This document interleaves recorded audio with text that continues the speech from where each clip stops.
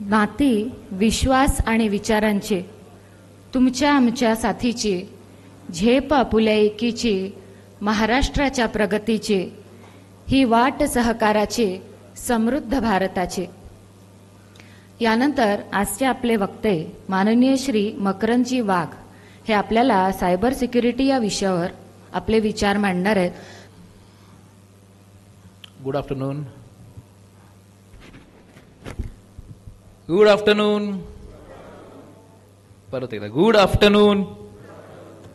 आज मला फोनकर साहेबांनी सांगितलं की 32 पेक्षा जास्त बँकेचे रिप्रेझेंटेटिव्ह इथे आलेले आहेत आणि खूप चांगला इव्हेंट ऑर्गनाईज केलेला आहे. माझ्या पूर्वी ज्यांनी इथे जे काय एक्सप्लेन केलं इज रिस्पेक्टेबल RD, पण त्यांनी जे भाषण केलं ते व्हेरी प्रोफेशनल आणि थरू टेक्निकल होतं.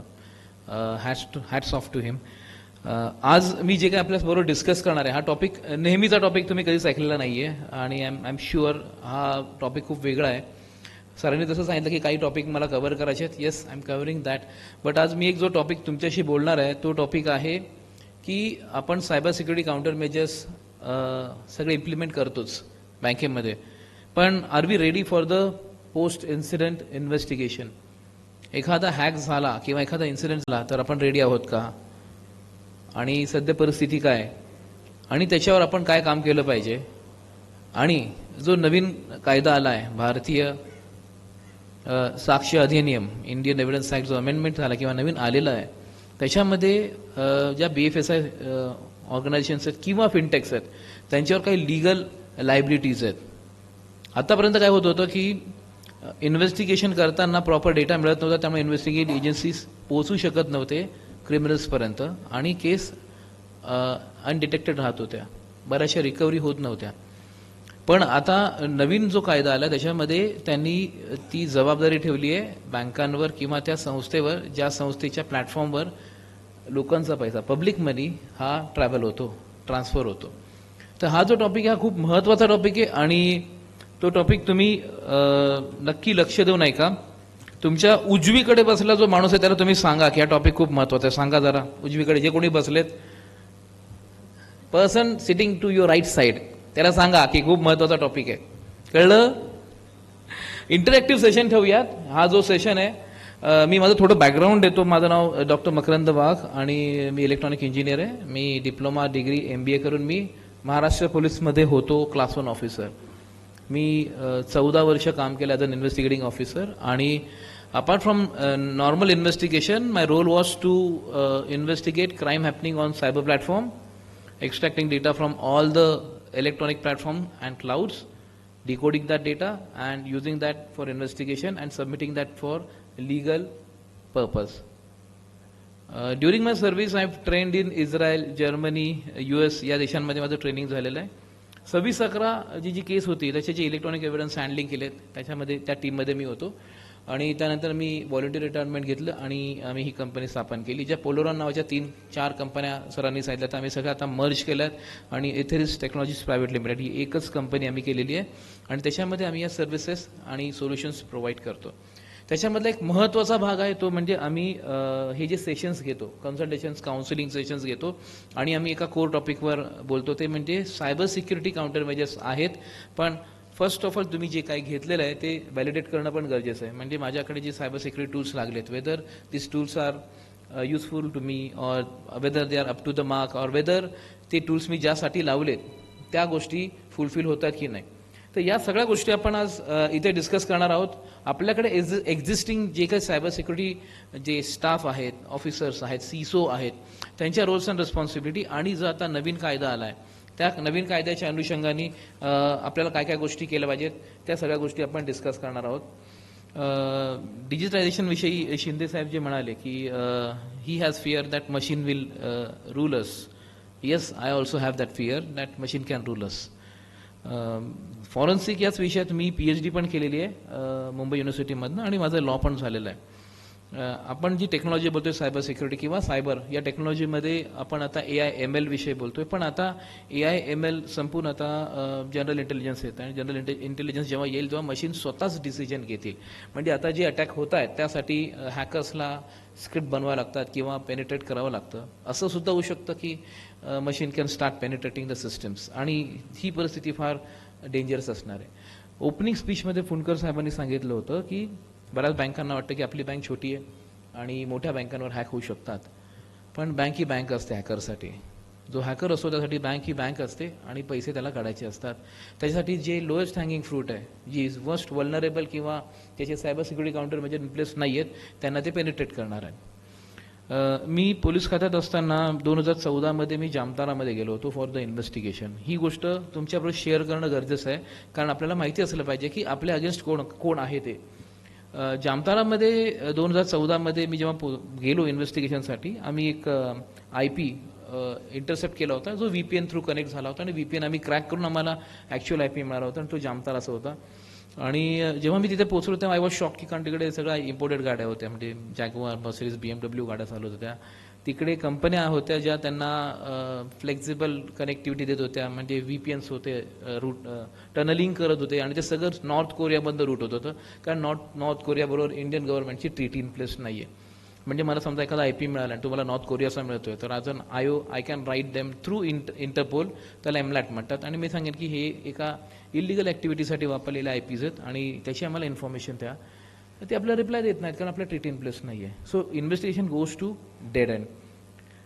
त्यानंतर तिकडे वेगवेगळे ट्रेनिंग सेंटर्स होते जिकडे ॲसेंटवर बोलायला ट्रेनिंग दिली जातो.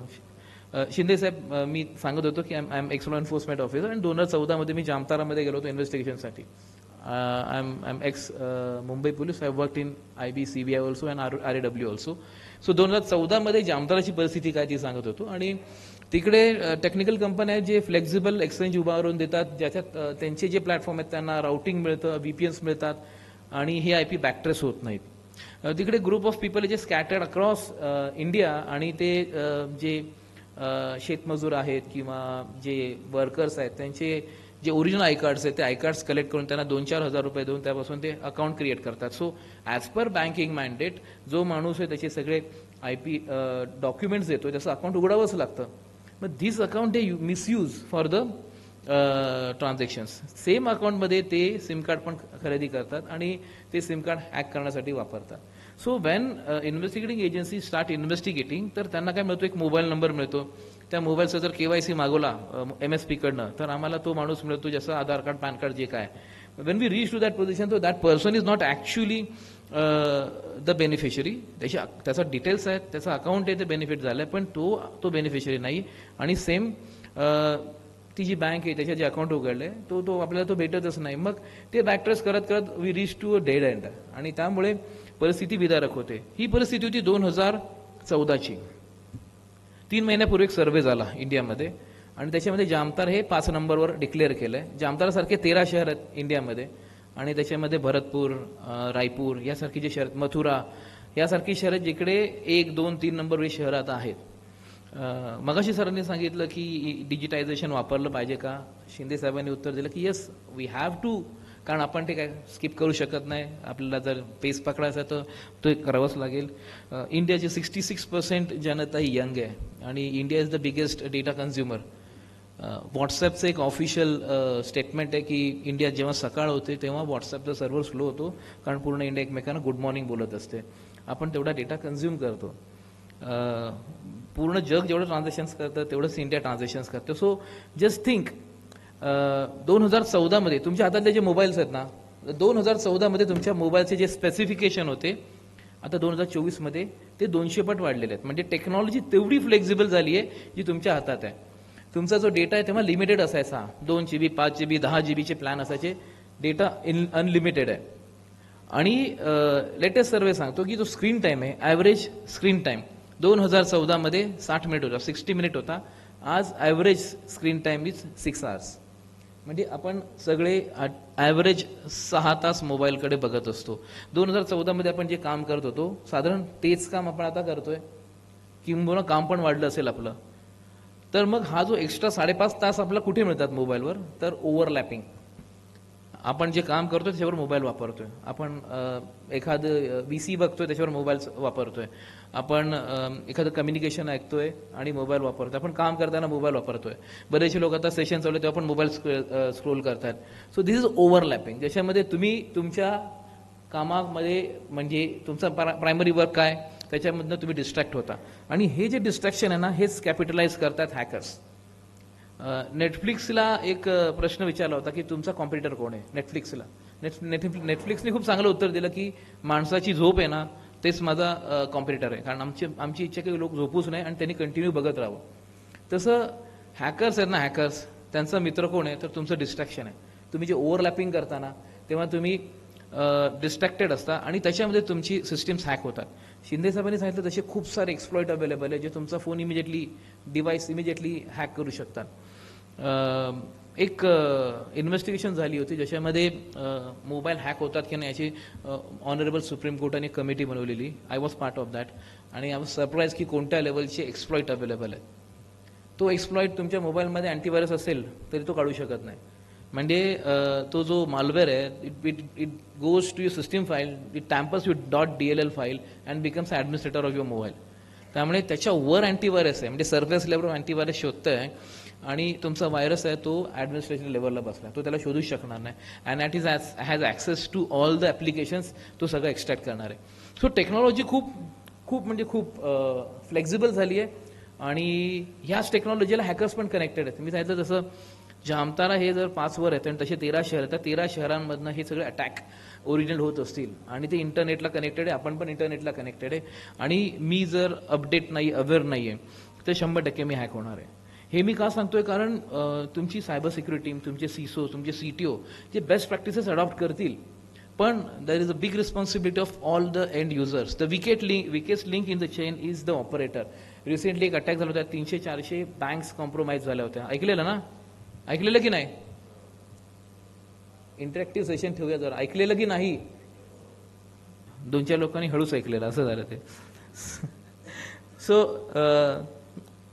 I was in special forces, म्हणजे मी 6 वर्ष एका स्पेशल फोर्समध्ये काम केलेलं आहे आणि ना तिकडे एक युनिक गोष्ट आम्हाला शिकवली जायची की जो पुढचा सेशन आहे ना तो माझा साधारण 1 तासाचा सेशन असेल आणि त्या सेशनमध्ये इंटरॅक्टिव्ह ठेवूया. मी प्रश्न विचारले तर तुम्ही इंटरॅक्टिव्ह नसाल तर तेव्हा आम्हाला एक पद्धत होती की जवळचं मैदान आहे ना तिकडे घेऊन जायचे, 5 राऊंड मारायला सांगायचे, मग सगळे अलर्ट आणि अपडेट व्हायचे आणि मग उत्तरं द्यायचे. सो हेन्स ऑनवर्ड्स इंटरॅक्टिव्ह ठेवत नाही तर मैदान खूप जवळ बघितलं मी, सगळे वॉकला गेलो, खूप सारे मैदान आहेत, आपण जाऊ शकतो. ऐकलेलं ना तुम्ही सेशन असं काही ठिकाणी अटॅक झालेले?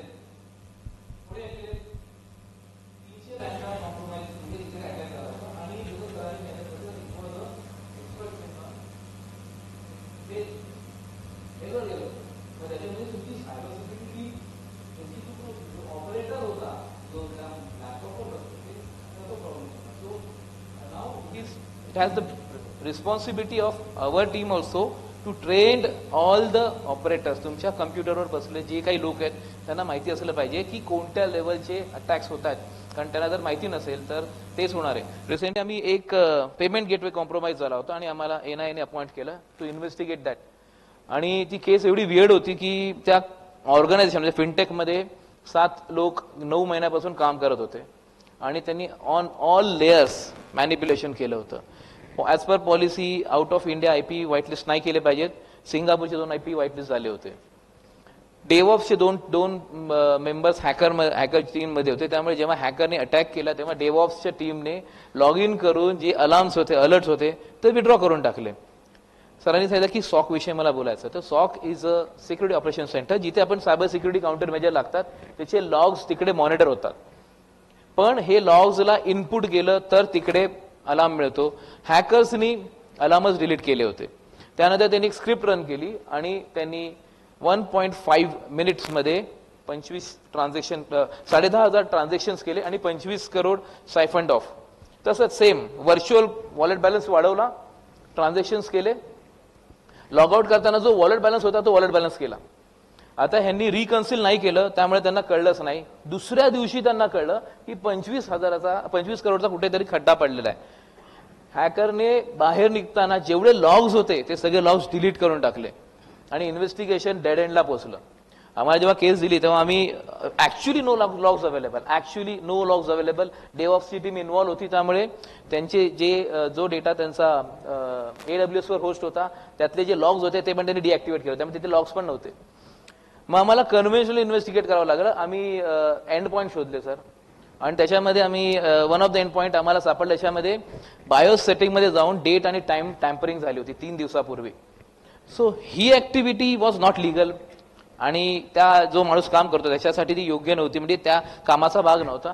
आणि मग तिथून आम्ही इन्व्हेस्टिगेट करत गेलो, and we have identified 7 people within the organisation, आणि ते केलं होतं. आणि again they have park that money to China in USDT. तो दी रिकव्हरी करणं पण थोडं टफ होऊन जातं, कारण once it is converted to crypto it is become really impossible. Shinde साहेबांनी जे प्रेझेंटेशन केलं त्याच्यातले काही मुद्दे मी लिहून घेतले, आणि व्हेरी गुड प्रेझेंटेशन. मला वाटतं ना साहेबांसाठी टाळ्या व्हायला पाहिजे, मी एवढं चांगलं प्रेझेंटेशन कधी बघितलं नाही. थँक्यू. साहेबांची जी फर्स्ट स्लाइड होती ना त्याच्यामध्ये पॉईंट नंबर 3 होता की gap assessment. Now let's talk about our technology. आपल्याकडे मी हे खूप ओपनली आणि ब्लंटली बोलतो, cyber security we are not tool trader. आम्ही कोणत्याही वस्तू सप्लाय करत नाही. सायबर सिक्युरिटी डोमेन आहे ना, it's a complete vendor driven domain. Completely vendor येऊन एवढं चांगलं प्रेझेंटेशन देतात ना की म्हणजे अक्षरशः की तुम्ही हे लावा आणि तुम्ही 100% व्हेरी वेल प्रोटेक्टेड, आता तुमचं काहीच होणार नाही. पण ते आहे की नाही ते व्हॅलिडेट करणं पण गरजेचं आहे. सो ह्याच्यासाठी ना गॅप असेसमेंट जे सर पण म्हणत होते, आणि जे 3 नंबरचा पॉईंट महत्वाचा पॉईंट आहे की तुमचं एक्झिस्टिंग IT इन्फ्रास्ट्रक्चर आहे ना त्यातले गॅप्स आयडेंटिफाय करणं गरजेचं आहे. हे गॅप्स कसे आयडेंटिफाय करू शकतात त्याच्याविषयी आपण बोलूया. चौथा जो पॉईंट होता ना तो होता मेजर सायबर इन्सिडेंट. हे जे सायबर इन्सिडेंट होतात ना, हे बघा एव्हरीबडी, मी एक फिकीमध्ये सिसो कॉन्क्लेव्हमध्ये बोललो होतो, आणि त्यात मी माझ्या स्लाइडवर लिहिलं होतं एव्हरीबडी विल बी हॅक्ड. इथे कोणी समरपट्टा घालून आलेला नाहीये. It is about how you are resilient. तुम्ही कसं त्याला रेजिस्ट करू शकता and how you bounce back. मगाशी मी कोणाशी तरी बोलत होतो, मला त्यांनी सांगितलं की बऱ्याचशा बँका सायबर इन्सिडेंट झाला ना ती गाडून टाकतात की रेप्युटेशन जाऊ शकतं. पण तिथे काय होतं माहिती आहे का, तुम्ही एक MO ॲड्रेस ठेवलीत आणि हॅकरला तो रस्ता परत माहिती आहे. That hacker again can penetrate आणि तो ते हॅक करू शकतो. शिंदे साहेबांनी सांगितलं तसं खूप सारे एक्सप्लॉइटेड जे खूप इझिली डाउनलोड होतात, बॉट्स आहेत जे तुमच्याकडे की स्ट्रोक लॉगर आहेत, which is one of the most lightest payload. म्हणजे तो की स्ट्रोक लॉगर जर डाउनलोड झाला तर तुम्ही जे काय टाईप करताय ते सगळं तिकडे, user ID, password, maker, checker, तुमचं जे काय ते तसं सगळं तिकडे जाईल. त्यामुळे मेजर सायबर इन्सिडेंट जर होणार असेल त्यासाठी आर वी प्रिपेअर्ड म्हणजे भारताची 2 नंबरची सगळ्यात मोठी बँक आहे, तिकडे मी एक प्रेझेंटेशन केलं होतं आणि त्यांना सांगितलं की आर यू प्रिपेअर्ड. तर त्यांचे जे CISO होते त्यांनी मला एकदम ब्लंटली प्रश्न विचारला की माझं सॉक आणि नॉक हे Big 4 कडे आहे, माझ्याकडे इस्रायली टेक्नॉलॉजी डिप्लॉइड आहे, माझ्याकडे 56 सायबर सिक्युरिटी काउंटर मेजर्स आहेत. अपॉन दॅट तुम्ही असं काय करता किंवा असं सजेस्ट करता जे आम्ही घेतलं पाहिजे ते सांगा, आपण त्याच्यावर बोलू. Don't waste my time. त्यांना मी सांगितलं की तुमचं हे जर सगळं ऐकलं तर इट लुक्स की तुमच्याकडे जे काही सायबर सिक्युरिटी सोल्युशन आहे it's like very well protected soldier, खूप चांगलं चिलकत घातलेला माणूस आहे. ओके, पण जर त्याच्या बघण्याच्या इथे जर गॅप असेल, तिकडेच बाण लागला तर आपण काय करू शकतो, तो गॅप पण आयडेंटिफाय केला पाहिजे. पण जर कॅज्युअलिटी झाली तर ऑपरेशन थिएटर रेडी आहे का? Are we ready for incident response? Are we ready? तर त्या प्रश्न त्यांच्याकडे उत्तर नव्हतं. आज माझ्याकडे जर डिजिटल टेक्नॉलॉजी डिप्लॉइड आहे आणि आज माझ्याकडे समजा एखादा हॅक झाला तर मला रिस्पॉन्ड करायचं आहे टू मिनिमाइज करायची. मागाशी एक केस डिस्कस केली पुण्याच्या बँकेची, त्याच्यामध्ये परिस्थिती अशी होती ना की cyber security team was watching आणि पैसे चाललेत, आता काय करतात, थांबवायचं. जर मी सर्व्हर बंद केला तर मला रॅम डंप नाही मिळणार, मला ते IPs नाही मिळणार जिथनं हे लॉग इन झालंय. चालू ठेवलं तर पैसे जात आहेत. अशी परिस्थिती नसली पाहिजे. माझ्याकडची जी सायबर सिक्युरिटी टीम आहे they should be ready for the incident. Yes, we are equipped with very good cyber security counter measures, but whether these tools are working 100% or not, that also has to be validated. आणि त्यासाठी आपल्याला ही gap assessment करणं गरजेचं आहे. RBI कडे ते facility available ज्याच्यात ते गॅप असेसमेंट होऊ शकतं आणि ते गॅप असेसमेंट करणं गरजेची, फार महत्वाची. It has become need of hour. Dark web विषयी सर म्हणाले. डार्क वेब माहिती का कोणाला? येस और नो? सो डार्क वेब म्हणजे आपण जे वापरतो ते सरफेस वेब, आय थिंक रफली 14-15% जे इंटरनेट आहे, आपण सगळ्यांना जे याचा ॲक्सेस आहे ते 14-15% इंटरनेटच आहे. डार्क वेब आणि डीप वेब हे जे आहेत हे जे मोठं जग आहे इंटरनेटचं, ज्याच्यामध्ये बॅकट्रेस काही होऊ शकत नाही, तुमचे जे IP असतात ते क्लोन झाले असतात, तुमची आयडेंटिटी नसते, आणि तिथे जो माणूस जे काही काम करतो तो माणूस इन्व्हेस्टिगेट करणं is next to impossible. Dark web network हे US मिलिटरीने बनवलं होतं त्यांच्या कम्युनिकेशनसाठी, आणि अल्टिमेटली इट वॉज मिसयुज्ड.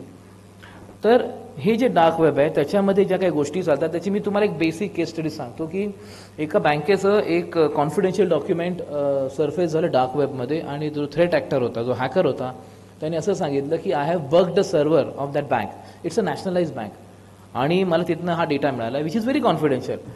तर मग त्या थ्रेट ॲक्टरशी थ्रेट हंटर यांनी डिस्कस केलं आणि त्यांनी निगोशिएशन चालू केलं. तर त्यांनी क्रिप्टोकरन्सी मागितली. ते एक्सपोज ठेवणं किंवा तसं ठेवणं कठीण होतं. But the SEBI has issued instruction to that respective bank की नाव you have to investigate your all servers आणि त्याचं मालवेअर अनालिसिस करून तुम्ही रिपोर्ट द्या. नाव त्या बँकेचे जे सर्व्हर्स होते म्हणजे फिजिकल, हायब्रिड, क्लाउड, ते 4000+ सर्व्हर होते. याचं फॉरेन्सिक्स करणं म्हणजे next to impossible. There we got involve. आणि मग आम्ही काय केलं की त्यांची जी असेसमेंट थिअरी त्यांनी बनवलेली आणि त्यांचं जे IT infrastructure, that data flow pattern जो काय तो आयडेंटिफाय केला, आणि मी 5 सर्व्हर आयडेंटिफाय केले आणि ठरवलं की पहिला हा एक सर्व्हर करू आणि मग पुढचे 5 करू. पहिल्याच सर्व्हरमध्ये आम्हाला कॉन्क्रीट लीड मिळाले आणि त्याच्यामधनं आम्हाला त्याचं इनपुट मिळालं की हा server, this server was connected to a vendor server where they were testing a file transfer protocol application. आणि तो वेंडरचा सर्व्हर होता, it was bugged. Not this server, but that server got infected just because of that server. आणि मग आम्ही असं malware analyse करून तो मालवेअर आयडेंटिफाय करून त्याला रोल आउट केलं. बट हे का पॉसिबल झालं? कारण that bank was ready for incident response. अन्यथा त्यांना ते 4000 सर्व्हरचं फॉरेन्सिक्स करावं लागलं असतं. सो आपल्याकडचं जे IT इन्फ्रास्ट्रक्चर आहे त्याचं जर आपण अनालिसिस करून ठेवलं नाही आणि आपण जर इन्सिडेंट रिस्पॉन्सवर काम केलं नाही तर it will be a biggest problem for the bank. आज मी एक प्रेझेंटेशन आणले, मी ते शेअर करतो तुमच्या बरोबर.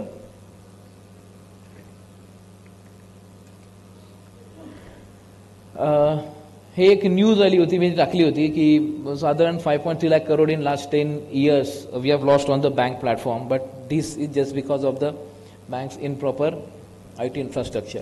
आपल्याकडे एक ना ही जबाबदारी पार पाडण्यासाठी एक टीम आहे, बरोबर ना? CISO, CTO, cyber security expert हे लोक आहेत, बरोबर ना? Yes or no? Yes or no? त्यांचे रोल्स रिस्पॉन्सिबिलिटी बघूयात. बघा, देर is a misconception about the incident response. आपल्याकडे जी सायबर सिक्युरिटी टीम आहे ना, ती सायबर सिक्युरिटी टीम काय करते? They have the latest knowledge about the technology आणि ती टेक्नॉलॉजी कशी डिप्लॉय करायची. त्या आपल्याकडे जे IT इन्फ्रास्ट्रक्चर आहे त्या इन्फ्रास्ट्रक्चरमध्ये काय काय इम्प्लिमेंट करायचे, कोणत्या पॉलिसीज लावायच्या आणि त्याचे रिपोर्ट्स कसे काढायचे, ऑडिट्स कसं करायचं, ह्या सगळ्या गोष्टी करण्यासाठी आपल्याकडे सायबर सिक्युरिटी एक्सपर्ट आहे. व्हॉट अबाउट हॅक झाला? आता हॅक झाला, आता काय करायचं? You have to have a cyber crime expert. का? कारण cyber crime expert will know the MOs, modus operandi, कोणकोणत्या प्रकारे हॅक होऊ शकतं. Cyber crime expert will know the detection part and investigation part. The evidence, ज्याच्यात सरांनी पण mention केलं तर evidence, इलेक्ट्रॉनिक evidence. एखाद्या इलेक्ट्रॉनिक इक्विपमेंटला जर का पेनिट्रेट झालं आणि एखादा क्राईम झालं तर ते इक्विपमेंट बोललं जात नाही, त्याला evidence बोलला जातो टेक्नोलिगली. आणि हे इन्व्हेस्टिगेट करण्यासाठी whether we are ready to give that data to investigating agencies. आपण रेडी आहोत का? आपलं एक हायपोथेटिकली बघा, एखादी बँक आहे आणि ती बँक कॉम्प्रोमाइज झाली, एखादा हॅक झाला आणि ती कंप्लेंट, आपण FIR देतो, बरोबर ना? आपण पोलिसमध्ये FIR देतो. पोलीस इन्व्हेस्टिगेशनसाठी आल्यामुळे की द्या आम्हाला ते लॉग्स द्या, काय ऍक्टिव्हिटी झालं त्या ऍक्टिव्हिटी लॉग्स द्या. Do we have that? Do we maintain that? कोणत्या सिस्टीमला कॉम्प्रोमाइज झालंय आपण ते आयडेंटिफाय करू शकतो, तेवढं सिस्टीम क्वारंटाईन करू शकतो आपण, त्याच्यावर इन्सिडेंट रिस्पॉन्स काय प्रोसिजर वापर इमिजिएटली.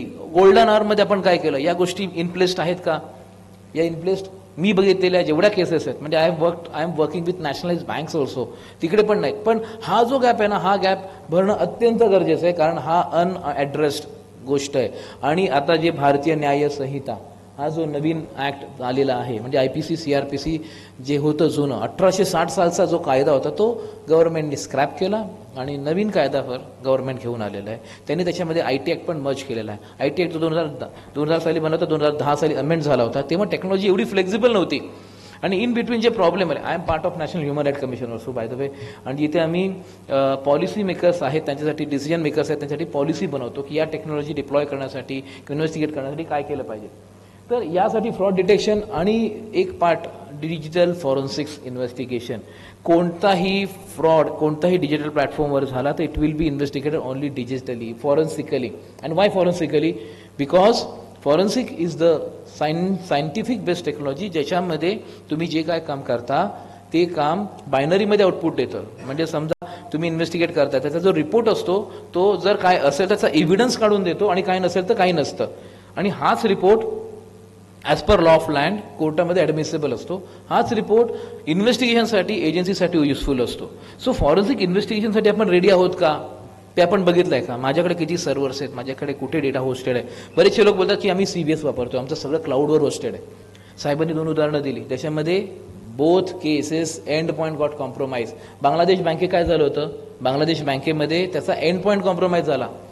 माझ्याकडे जो मशीन आहे ज्याच्यावर माझा जो ऑपरेटर बसला आहे तो जे करतोय त्याच्यामध्ये जर का ही मशीन कॉम्प्रोमाइज झाली तर hacker will use the legal credential of this machine and will log in to your CBS.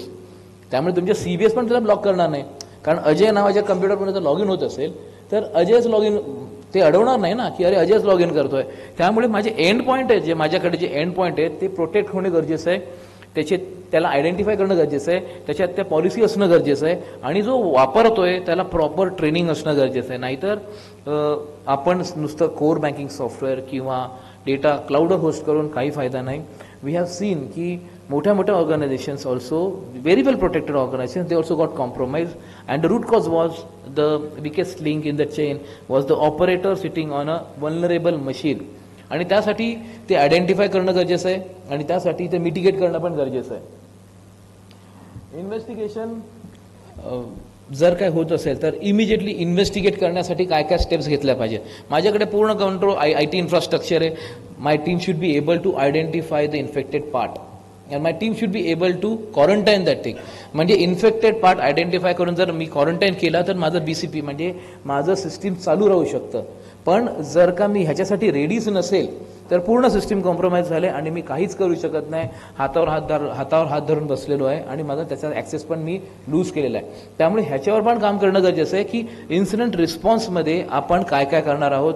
त्याच्यामध्ये माझ्याकडचे जे सर्व्हर आहेत, माझ्याकडचे एंड पॉईंट्स आहेत, माझ्याकडचे सॉफ्टवेअर आहेत, थर्ड पार्टी ॲप्लिकेशन्स आहेत, सॉफ्टवेअर्स आहेत, मोबाईल बेस्ड ॲप्लिकेशन्स आहेत, ह्या सगळ्या गोष्टी समजा एक्सपोज आहेत सायबरला तर धरून चाला की it will be hacker will attempt to penetrate. आणि इफ दॅट हॅकर आणि आपण सायबर सिक्युरिटी ह्यांच्यामध्ये नेहमी ही शर्यत असते. आणि I am telling you the hackers are most advance innovative आणि ते खूप वरच्या दर्जाचं स्किल अडॉप्ट करतात, पजेस करतात.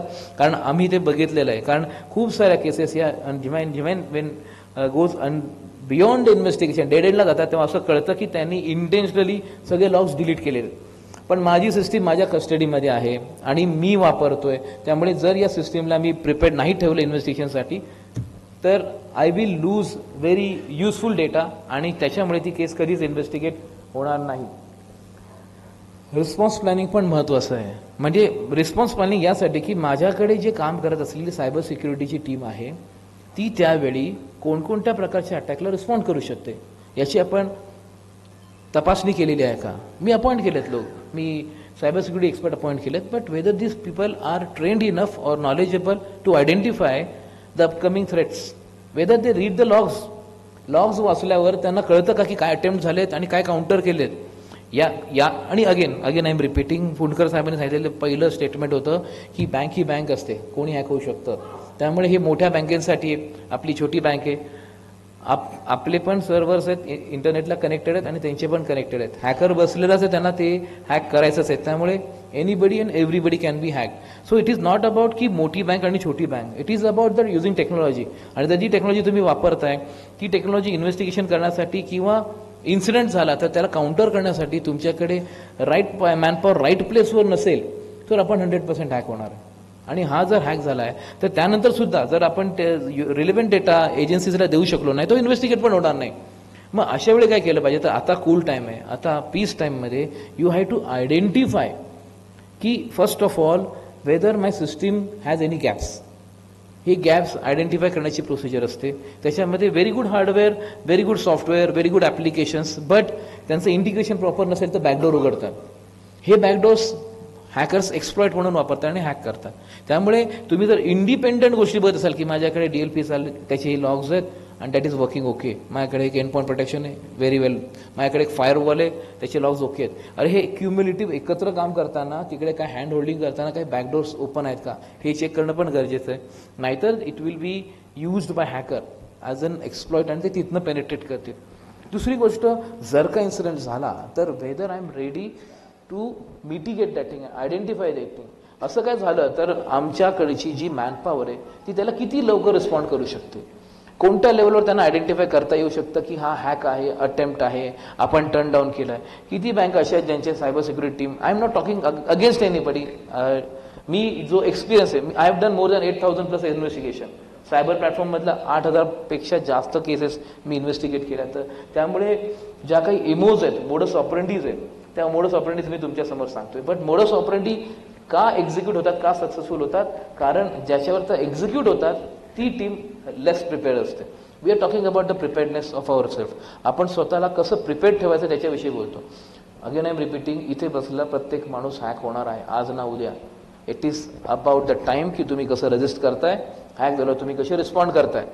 गव्हर्नमेंट सर्टची वेबसाईट साहेबांनी सांगितली, RBIच्या गाईडलाईन्स आहेत, जबरदस्त गाईडलाईन्स आहेत. आपण किती वाचतो, ते खूप अभ्यास करून रिसर्च करून या गाईडलाईन पोस्ट करत असतात वेबसाईटवर. आपण वाचतो नाही वाचत असू तर that best practices should be conveyed down the line to the operator.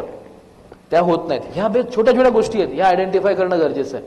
So talking about the incident response, माझ्याकडे जी सिस्टीम आहे ती पहिली मला माहिती आहे का, म्हणजे do I have a 360 blue print of my IT infrastructure. माझ्याकडे जो सर्व्हर आहे तो कधी एंड ऑफ लाईफ होणार आहे मला माहिती आहे का. असं नको व्हायला ना की माहिती मिळेल सर पुढच्या महिन्यात सर्व्हरचं एंड ऑफ लाईफ आहे.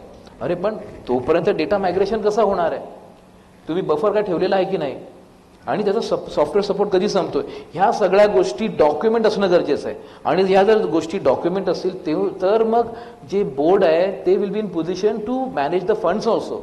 जर बोर्डाकडे येतं की 6 महिन्यानंतर एवढ्या गोष्टी आहेत त्या आपल्याला रिन्यू कराव्या लागतील कारण त्यांचा सपोर्ट संपतोय, सपोर्ट संपलेल्या गोष्टी वापरणं म्हणजे तुम्ही actually expose to the cyber criminals. तर मग ह्या गोष्टी आपल्याकडे रेडी आहेत का, माझ्याकडे कोणत्या सायबर, आम्ही काय करतो जनरली आम्ही ब्रॉडली एक थंब रूल सांगतो की तुमच्याकडे जे IT इन्फ्रास्ट्रक्चर आहे त्याला 4 विभागात वाटा. First will be the networking devices, तुमचे फायरवॉल, तुमचे स्विचेस, राउटर्स, जे काय कनेक्टिव्हिटीसाठी वापरतात ते. Second is your IT infrastructure, ज्यात server, laptop, desktop, end points, whatever. Third is your applications, mobile base, browser base, whatever the application. Fourth गोष्ट आहे ना त्याच्यावर खूप काम करणं गरजेचं, ती आहे तुमची पॉलिसी. ह्या 3 गोष्टी तुम्हाला माहिती असल्या पाहिजेत and based on that you should have 4th thing ready.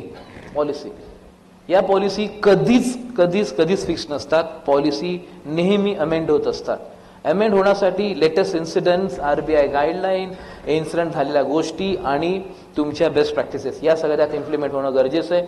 Again ह्या पॉलिसी समजा इन प्लेस झाल्या तर मग पॉलिसी मॅनेजमेंट सिस्टीम पण असणं गरजेचं आहे. Irrelevant to the size of the bank or organisation everybody should have this.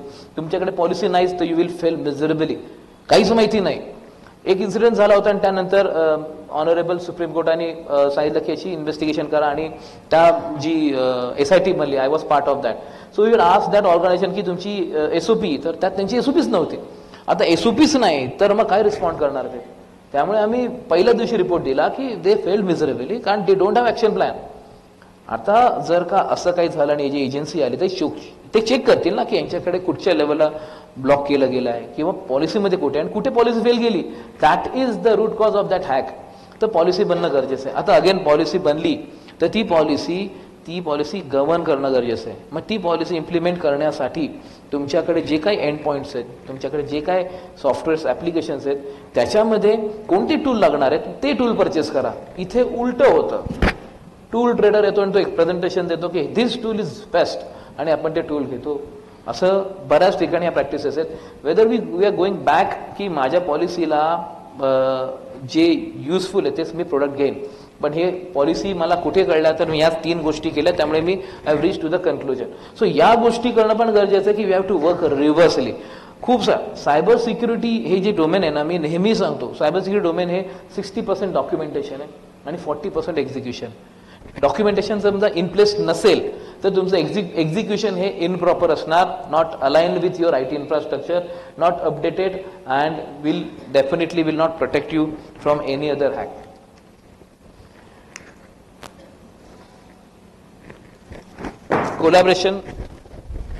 Collaboration with law enforcement agencies. तुमच्या बँक ज्या ज्युरिडिक्शनमध्ये, तुमच्या हेड ऑफिस ज्या ज्युरिडिक्शनमध्ये, तिथल्या जे पोलीस आहेत त्या पोलिसांच्या टचमध्ये तुमची सायबर सिक्युरिटी टीम आहे का?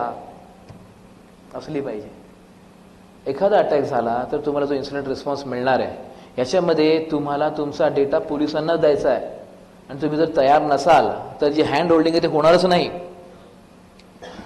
मुंबईसारख्या शहरामध्ये प्रत्येक पोलीस स्टेशनमध्ये सायबर टीम असते. तुम्ही त्यांच्याशी जाऊन बोलता का की कोणत्या केसेस होतात, काय होतं, जर का लागलं तुम्हाला डेटा कोणत्या फॉर्ममध्ये लागेल. इथे बऱ्याचशा वेळी एखादा हॅक झाला आणि पोलिसांनी डेटा मागितला इन्व्हेस्टिगेशनसाठी तर पेनड्राईव्हवर डेटा जातो ना, लॉग पेनड्राईव्हवर जातो ना आपला. Yes or no? Yes or no? दुसरं कोण देत असेल तसं सांगा, म्हणजे आपण त्याच्यावर बोलू. पेनड्राईव्ह डेटा देत असाल ना तर दॅट इज युजलेस डेटा. कारण मी जे सांगितलं ना की तुमचा जो डेटा आहे ना तो इन्व्हेस्टिगेशनसाठी वापरण्यासाठी इट शुड बी ऍडमिसिबल. हा सगळा डेटा आपण कोर्टात देणार आहे आणि whether we are following the procedure of law of land. No, कोणताही डेटा जर पेनड्राईव्हवर घेताय तर it is a copy of that data आणि copy will not be treated as an evidence. It can be a guideline for investigation. Copy झालेला data हा इन्व्हेस्टिगेशनसाठी वापरता येत नाही. वापरला तरी जेव्हा केस बोर्डावर लागेल. हायपोथेटिकली एक डेटा तुम्ही पेनड्राईव्हवर दिला, इन्व्हेस्टिगेशन केलं आणि आरोपी सापडले, चार्जशीट सबमिट झाली आणि केस बोर्डावर गेली. डिफेन्स लॉयर विल से की कुठून शोधलं, त्यांनी पेनड्राईव्हवर डेटा दिला, डेटा कॉपी झाला, copied evidence will not be entertain in the court. Case तोंडावर पडेल 2.5-3 वर्षांनी. त्यामुळे आपल्याकडचा डेटा आपण फॉरेन्सिकली प्रिझर्व करतोय का? That is the responsibility of us. माझ्याकडचा डेटा मला द्यायचा इन्व्हेस्टिगेशनसाठी पण मी तो प्रिझर्व नसेल करत तर माझ्याकडे जर हॅक झाला तर इन्व्हेस्टिगेशनसाठी पण तो डेटा युजफुल नसेल तर आय एम म्हणजे इट्स ॲज गुड ॲज की तुम्ही एका गाडीमध्ये आहात आणि त्या गाडीच्या बाहेर तुम्ही हात बाहेर काढलाय तर त्या हाताला जेवढी भीती आहे ना तेवढीच तुमच्या सिस्टीमला भीती आहे. कारण तेवढी वल्नरेबिलिटी आहे त्या प्रोसिजरमध्ये त्या प्रोसिजर अडॉप्ट नाही केल्या. त्यामुळे you should be in sync with the law of land. You should know की काय द्यायचं आहे मला इन्व्हेस्टिगेशनसाठी, काय द्यायचं. हे मी तुम्हाला सारखं यासाठी सांगतोय कारण आयुष्यातल्या बऱ्याचशा केस माझ्या डेड एंडला गेल्यात कारण डेटाच मिळाला नाहीये. कारण त्या ऑर्गनायझेशननी डेटा प्रिझर्वच केला नाही. त्यामुळे इथे एजन्सीनी किती जरी एफर्ट लावले तरी we reach to dead end. आणि तिथे न पोचण्यासाठी आपल्याकडे जी रिस्पॉन्सिबिलिटी माझ्या सिस्टीमचं जे काय द्यायचं आहे that I should provide. Recovery and सपोर्टवर आपण काम करतो की नाही? रिकव्हरी अँड सपोर्टवर काम करणं खूप गरजेचं आहे. समजा काही झाल्यानंतर वेदर आय एम किती लोक आहेत, किती सायबर सिक्युरिटी टीम आहे ज्यांना माहिती आहे की रॅन्सम व्हायरसच्या कोणत्या एक्सटेन्शनच्या फाईल रिकव्हर होतात. किती लोकांनी ते प्रॅक्टिस करून ठेवलेलं आहे की ओके जर असं झालं तर एवढी सिस्टीम क्वारंटाईन केली तर माझ्या बाकीच्या सिस्टीम इन्फेक्ट होणार नाही. सायबर अटॅक झाला ना आपण डिस्टर्ब होऊन जातो कारण माहिती नसतं की जी नॉर्मल प्रोसिजर चालू आहे तसं व्हायला पाहिजे, तसं होत नाही. मग इफ वी आर आपण डिस्टर्ब झाल्यावर प्रॉपर रिस्पॉन्ड होऊ शकत नाही. त्यामुळे रिकव्हरी प्रोसिजरवर पण काम करणं गरजेचं आहे. ह्या ज्या गोष्टी सांगतो या सगळ्यांचे डॉक्युमेंट बनवून ते डॉक्युमेंट रेडी असले पाहिजेत and that complete document is incident response. हे जे तुमचं काही झालं तर त्याचा इन्सिडेंट रिस्पॉन्स हाच असणार आहे. Risk identification. तुम्ही जेव्हा प्रॉपर गॅप असेसमेंट करता ना तर तुमची रिस्क आयडेंटिफाय होते. गॅप असेसमेंट जर करत नसाल तर तुम्ही रिस्क आयडेंटिफाय केली नाही आणि जर तुम्ही रिस्क आयडेंटिफाय नाही केली आहे तर you are expose to that risk आणि जर ते रिस्कला तुम्ही एक्सपोज आहात तर 100% you will be hacked. Again you are not prepared for investigation then it will not be investigated also. मी ही गोष्ट सारखी का म्हणतोय माहिती आहे का? It is very sensitive and we have face this problem. आणि माझं कर्तव्य आहे की ते तुम्ही 35 banks decision makers are sitting here. ज्या गोष्टी आम्ही ऑब्झर्व केल्या त्या तुमच्यापर्यंत पोहोचवणं गरजेचं आहे because we are on the mission to make this society completely fearless and make this society completely cyber safe. But त्याच्यासाठी ह्या गोष्टींवर जर आपण काम नाही केलं तर 100% केस इन्व्हेस्टिगेट होणं कठीण होतं. Risk mitigation. जर तुम्ही गॅप असेसमेंट करत असाल ना तर तो गॅप असेसमेंट झाल्यावर जी रिस्क असते ती आयडेंटिफाय करून तो मिटिगेशन प्लॅन इमिजिएटली येऊ शकतो. Let me tell you one example. Bangladesh बँकेचं जर आपण उदाहरण पकडलं, जर त्यांच्याकडे जर गॅप असेसमेंट झालं असतं तर त्यांना गॅप असेसमेंट मिळालं असतं की end points are expose, end पॉईंटमध्ये एक्सप्लॉइट डिप्लॉय होऊ शकतात कारण तो गॅप आहे. आणि मग त्याचं मिटिगेशन असं झालं असतं की त्यांनी त्याच्यात एक्सप्लॉइट जाऊ नये म्हणून त्यासाठी जे काही टूल लागतंय ते टूल आणि ज्या प्रोसिजर असतात त्या प्रोसिजर आणि ज्या काही ट्रेनिंग असतात त्या ट्रेनिंग त्या एंड कस्टमरला दिल्या असतात तर तो 94 मिलियनचा फ्रॉड झाला नसता. त्यामुळे रिस्क मिटिगेशनवर पण काम करणं गरजेचं आहे. पण त्यासाठी again one step back is risk identification, त्याच्या one step back is gap assessment. Gap assessment माझ्याकडचं IT इन्फ्रास्ट्रक्चर तर मी चेक करू शकतोच, पण ते चेक करताना only we will not give you complete report. You have to use forensic technology, ज्याच्यात 2-4 कम्प्युटर्स आहेत, तुम्ही फॉरेन्सिकली एक्स्ट्रॅक्ट करा आणि त्याच्यामध्ये तुम्ही चेक करा की याच्यामध्ये जे काही टूल टाकलेत आणि ते टूलचे जे स्पेसिफिकेशन सांगितलं की हे टूल हे करेल ते करेल ते करेल, whether that tool is doing that or not. It has been seen, असं बघण्यात आलंय की टूलचे जे स्पेसिफिकेशन्स आहेत कागदावर ते ऍक्च्युली कॉन्फिगर्स नसतात एंड पॉईंटवर. म्हणजे सिनियर मॅनेजमेंटने पॉलिसी बनवल्या, त्यासाठी लागणारे टूल घेतले, ते टूल इम्प्लिमेंट झाला, असा एक रिपोर्ट आला, ओके. पण काही लोकांनी त्याच्या पॉलिसीज नाही टाकल्यात. म्हणजे तुम्ही जर सायबर सिक्युरिटी टूल घेताय आणि त्याच्यात पॉलिसी न टाकता वापरताय, म्हणजे तुम्ही एक वॉचमॅन ठेवला आणि त्याला सांगितलंच नाही काय करायचं आहे, तो सगळ्यांना सॅल्यूट करतोय. सो त्यासाठी तुम्ही एंड पॉईंट्स आहेत ना त्याचे रॅन्डम फॉरेन्सिक्स करणं गरजेचं आहे, ज्याच्यामध्ये तुम्ही जे काय करताय whether that is up to the mark, whether whatever happening it is that way की तुम्ही जसा विचार करता तसं आहे की the other way. Forensic is a technology जी इनिशियली पोलीस वापरायचे for post incident investigation, but forensic is now very well use to analyse the gap. कारण फॉरेन्सिक रिपोर्ट जेव्हा तुम्ही एखाद्या फॉर एक्झाम्पल 500 GB एखाद्या लॅपटॉपचं फॉरेन्सिकचं सांगायचं तर sir we work for all central government agency for investigation. Right from तुम्ही 4 वर्षापासून टीव्हीवर जे काय बघताय त्या सगळ्या केसेस आम्ही इन्व्हेस्टिगेट केल्या. तुम्ही माझं नाव जर गुगल करा, 2 वर्षापासून आता आम्ही फेसलेस झालोय. पण सुशांत सिंग राजपूतची केस ऐकली कोणी? थोडा आवाज आला, थोडा.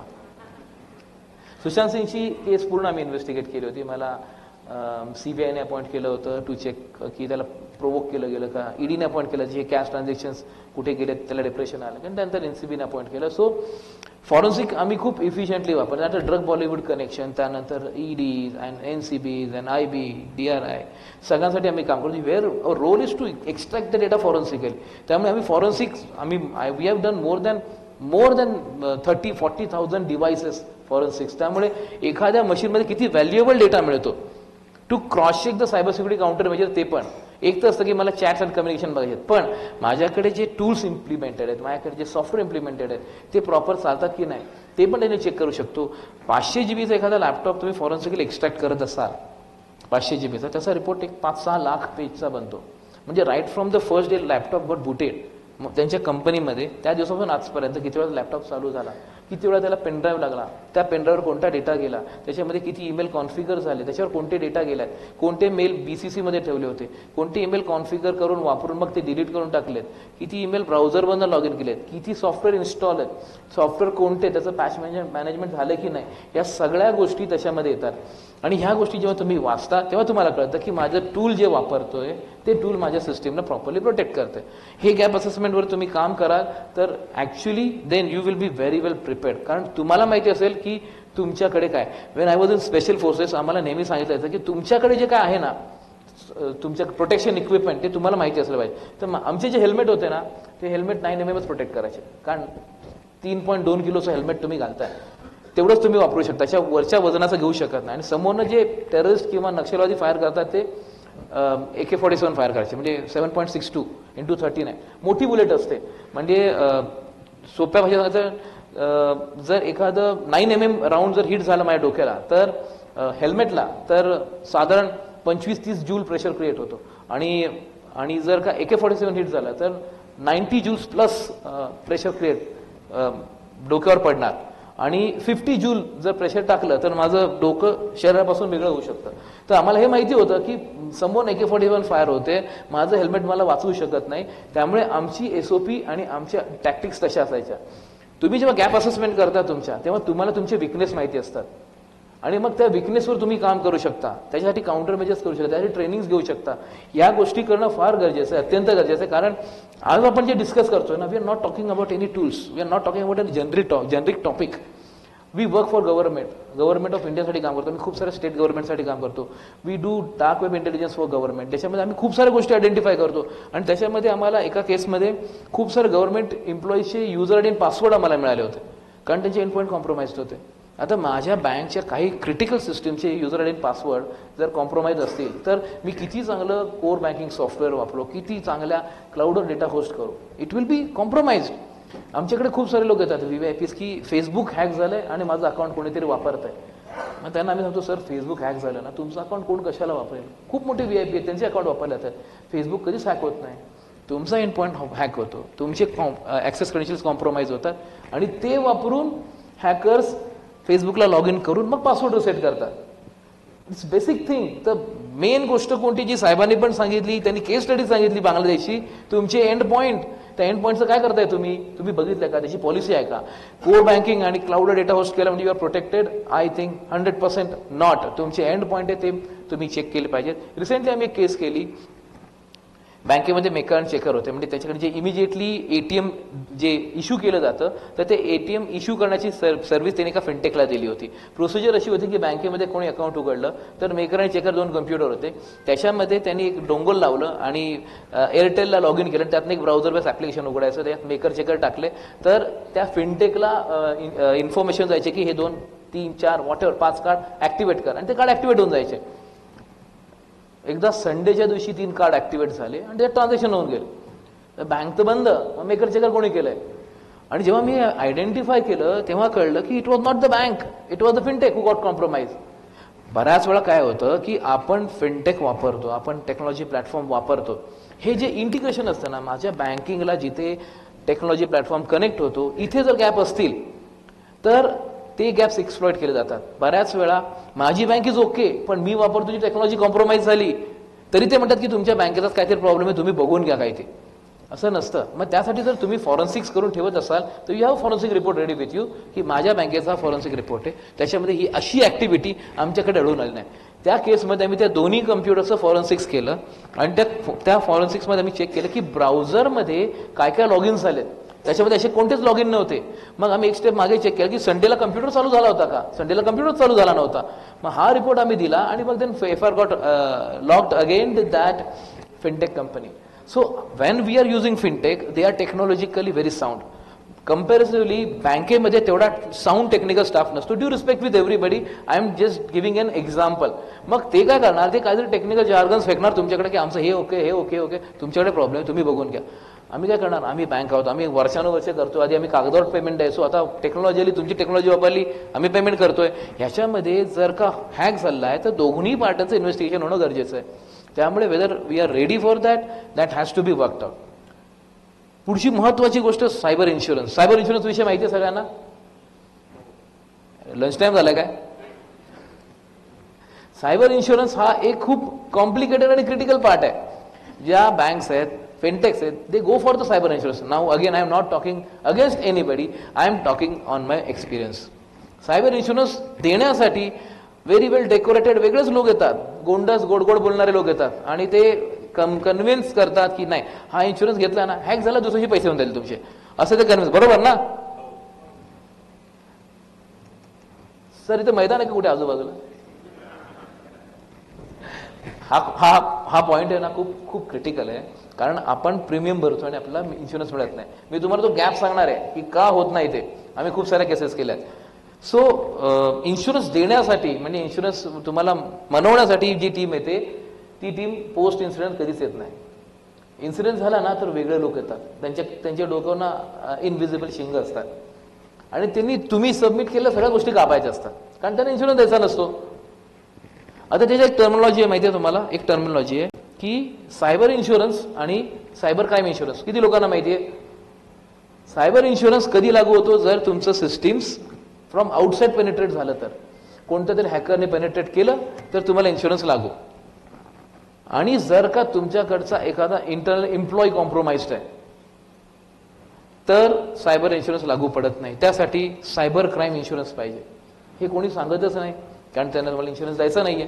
सो सायबर क्राईम इन्शुरन्स म्हणजे तुमच्या इंटरनल कोणता एम्प्लॉई कॉम्प्रोमाइज झाला, डिस्ग्रंटल झाला, ब्ला ब्ला ब्ला, आणि त्यामुळे त्याचा जर इन्शुरन्स पाहिजे तर सायबर क्राईम इन्शुरन्स आहे.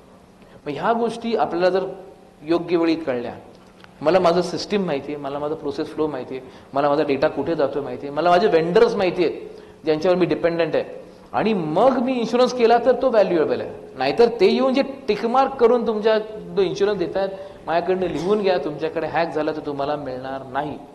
अशा काही बँका आहेत ज्यांच्यावर आम्ही काम करतोय, हॅक झालाय आणि जवळजवळ आता 1.5 वर्ष झालंय इन्शुरन्स नाही आलाय.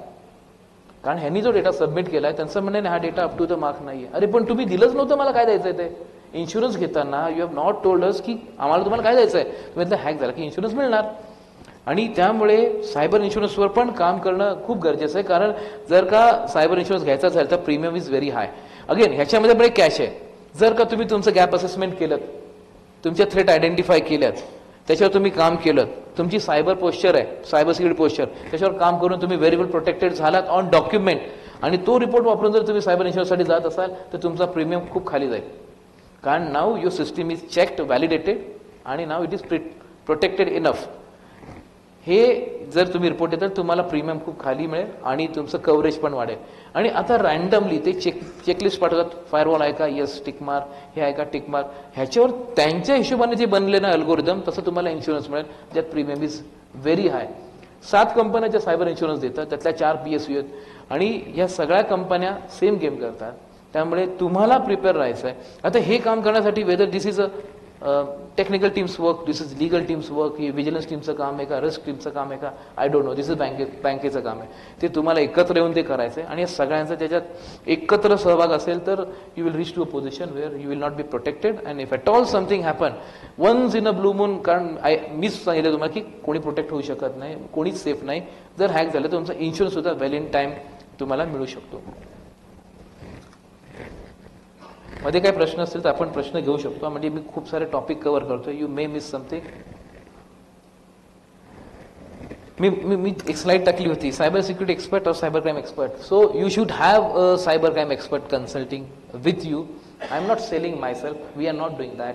हे तुम्ही तुमच्या एरियामध्ये कोणी आयडेंटिफाय करा आणि त्याच्याबरोबर तुम्ही बसा की माझ्याकडे समजा एखादा सायबर हॅक झाला तर त्याच्यासाठी मला काय काय करावं लागेल, मग माझ्यासाठी कुठे प्रिपेअर व्हायचं, मला whether I know my system, my technology, की कुठे काय हॅक होऊ शकतो. आणि हॅक झाला तर मग मला डेटा द्यावा लागला तर तो डेटा कोण देणार. याच्यामध्ये माहिती आहे तुम्ही बँक किंवा कोणतीही ऑर्गनायझेशन जेव्हा इन्व्हेस्टिगेशनसाठी कोणताही डेटा गव्हर्नमेंटला इन्व्हेस्टिगेटिंग एजन्सीला देते तर त्याच्याबरोबर तुम्हाला साईन करावी लागते. एक साईन करावं लागते एक डॉक्युमेंटवर. आणि तो डॉक्युमेंट म्हणजे ज्याने साईन केले त्याने कोर्टात उभं राहायचं जेव्हा केस बोर्डावर लागेल. आपल्याकडे कोण साईन करतं, आपल्याकडे कोणी रँडमली साईन करून टाकतं. म्हणजे कधी सीसो करतात, कधी CTO करतात, कधी रिस्क हेड करतात, कधी कधी काही बँकेचे जे डायरेक्टर त्यांना आदेवी देतो माझ्या साईनने पाठवून दे पोलिसांना. अरे पण तुम्ही चेक केलं का. कारण हे जेव्हा कोर्टात जाईल तेव्हा तुम्हाला प्रश्न विचारले जातील whether you are knowledgeable enough to answer this question which are very technical. त्यामुळे हे पण आयडेंटिफाय करा की माझ्याकडे कोणता माणूस हा राईट पर्सन आहे to interact with the agencies का, because you have to assist them.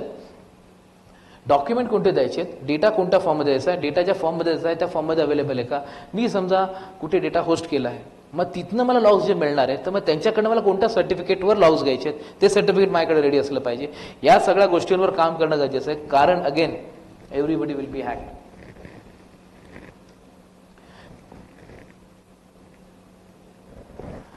हे जे नवीन भारतीय साक्ष अधिनियम आले 2023 मध्ये, मी तुम्हाला सांगितलं की त्याच्यात अमेंडमेंट आल्या आणि मी काही पार्ट त्याच्यामध्ये मी हायलाइट केला बघा. Any information that contains electronic record और source record produced by computer any communication devices, मी हायलाइट केलाच पाठवतो. Here refer as computer output. म्हणजे कोणते कम्प्युटर आउटपुट, म्हणजे कोणते कम्प्युटर आउटपुट.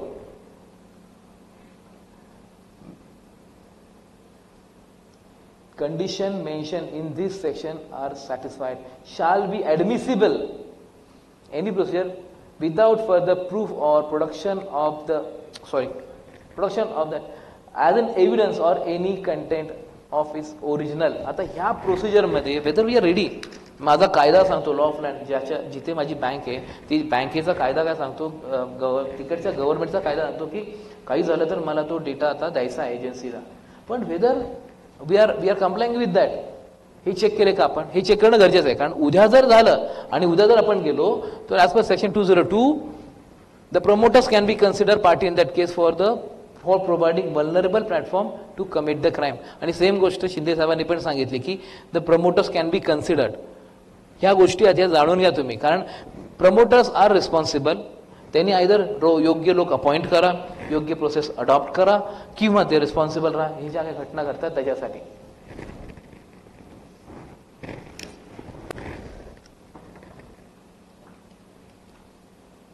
ही एक गाईडलाईन आम्हाला मिळाली होती, the data to be retrieve easy and quickly. याच्यासाठी आपण रेडी आहोत का?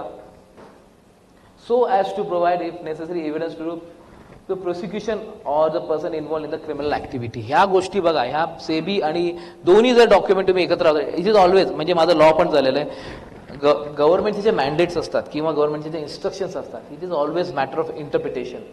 म्हणजे एक डॉक्युमेंट वाचलं तुम्हाला लगेच उत्तर मिळत नाही, तुम्हाला 2-3 डॉक्युमेंट रेफर करावे लागतात, कारण तशीच प्रोसिजर आहे. कारण तुमचं कस्टोडियन किंवा तुमची रेग्युलेटरी बॉडी RBI आणि सेबी आहे, आणि इन्व्हेस्टिगेटिंग एजन्सी ही MHAच्या अंडर येते, ती मिनिस्ट्री ऑफ फायनान्सच्या अंडर आणि मिनिस्ट्री ऑफ होम अफेअर्सच्या अंडर येते. त्यामुळे जर इन्व्हेस्टिगेशन करायचं तर ह्यांचा डेटा कसा दिला पाहिजे, बेस्ड ऑन दॅट भारतीय साक्ष अधिनियम आला, त्यानंतर सेबीने पण एक ऑर्डर किंवा इन्स्ट्रक्शन इश्यू केले होते की you should better be prepared for this type of data providing in prescribed format mentioned in that भारतीय साक्ष अधिनियम. तर whether we are ready for that or not, ते तुम्हाला चेक करायचं आहे. आणि जर हे आपण चेक करत नसू तर मग असं काय झाल्यावर we may be consider party in that case. आणि ते न व्हायचं असेल तर आपण आत्ताच म्हणजे कोर्ट त्याच्यामध्ये काम करणं गरजेचं आहे. ट्रेनिंग अँड कॅपेबिलिटी बिल्डिंग, साहेबांनी पण सांगितलं, खूप महत्त्वाचा मुद्दा आहे. ट्रेनिंग अँड कॅपेबिलिटी बिल्डिंगवर जर तुम्ही काम करत असाल तर तुमची टीम रेडी असेल for any incident tackling. Phishing attack झाला आणि 300-400 बँका कॉम्प्रोमाइज झाल्या, असं कसं होऊ शकतं? There are few tools or services out there जे फिशिंग अटॅक कंडक्ट करतात तुमच्या एम्प्लॉईजवर. म्हणजे रँडम मेल जातं, एखादं कॅरेक्टर चेंज करून मेल जातं, आणि मग किती एम्प्लॉईंनी ते मेल उघडलं, किती एम्प्लॉईंनी ते त्याच्यावर क्लिक केलं, आणि किती एम्प्लॉईंनी त्याच्यात इन्फॉर्मेशन भरली. अशा 3 लेवलचा तुम्हाला रिपोर्ट मिळतो. मग त्याच्यात तुम्हाला कळतं की तुमचे सध्याचे एम्प्लॉई ते किती अपडेटेड आहेत. मग त्या लोकांना तशी अवेअरनेस ट्रेनिंग देऊन मग त्यांना तुम्हाला केपेबल बनवावंच लागेल. फक्त सायबर सिक्युरिटीवर काम करून फायदा नाही, तुम्हाला केपेबिलिटी बिल्ड करावी लागेल for end user also and for your cyber security team also, where you will have a incident response team. आमची बँक छोटी आणि त्यात इन्सिडेंट रिस्पॉन्स टीम आम्ही कशी ठेवणार, तर मग तो प्रश्न वेगळा डिस्कशन पॉईंट आहे. पण माझी बँक आहे, टेक्नॉलॉजीला एक्सपोज्ड आहे, आणि त्याच्यामध्ये जर काय झालं तर माझ्याकडे क्विक इन्सिडेंट रिस्पॉन्स काय असेल, आयदर त्याच्या पॉलिसीज इन प्लेस असतील किंवा त्याच्यावर काम करणारे लोक अवेलेबल असतील. पण what ever set and done, you should be protected, आणि त्यासाठी लागणाऱ्या ज्या काही गोष्टी आहेत त्या तुम्ही करणं अत्यंत गरजेचं आहे. गॅप असेसमेंटवर साहेबांनी बोललं, SOC, again I am coming back to the SOC. तुमच्याकडे जे काय सायबर सिक्युरिटी काउंटर पाहिजे असं पकडा, तुमच्याकडे फायरवॉल आहे, तुमच्याकडे DLP आहे, आणि तुमच्याकडे एंड पॉईंट प्रोटेक्शन, असे बेसिक 3 टूल आहेत. त्याचे जे लॉग्स जनरेट होतात ना, ते लॉग्स आपण वाचतो का, ते लॉग्स किती दिवसाचे प्रिझर्व करतो, तो कुठे प्रिझर्व करतो. तुमचे हे जे सायबर सिक्युरिटी टूल्स आहेत ना, त्याला तुम्ही कन्सिडर करा की तुमच्या घराच्या बाहेर लावलेला सेफ्टी डोअर आहे. त्या सेफ्टी डोअरला समजा डेंट आले असतील ना, म्हणजे कोणीतरी काहीतरी अटेम्प्ट केलेलं त्याच्यावर. मग कोणत्या IPने ते अटेम्प्ट झाले तुम्ही चेक केलेत का, हे लॉग्स आपण रीड करतो का. आणि मग जर का त्या IPने तसं काय अटेम्प्ट असेल तर मग तुम्ही तुमची काय काउंटर मेजर आहे त्याच्यावर, तुमची पॉलिसीज काय हे माहिती नसतं. पण there is a procedure where you can have a SOC service, ज्याच्यामध्ये हे लॉग सॉकमध्ये जातात आणि तिकडे लोक ते प्रोॲक्टिव्हली रीड करतात, आणि मग त्याच्यावर रिस्पॉन्स मेकॅनिझम डेव्हलप होतं. So SOC service also has become need of R.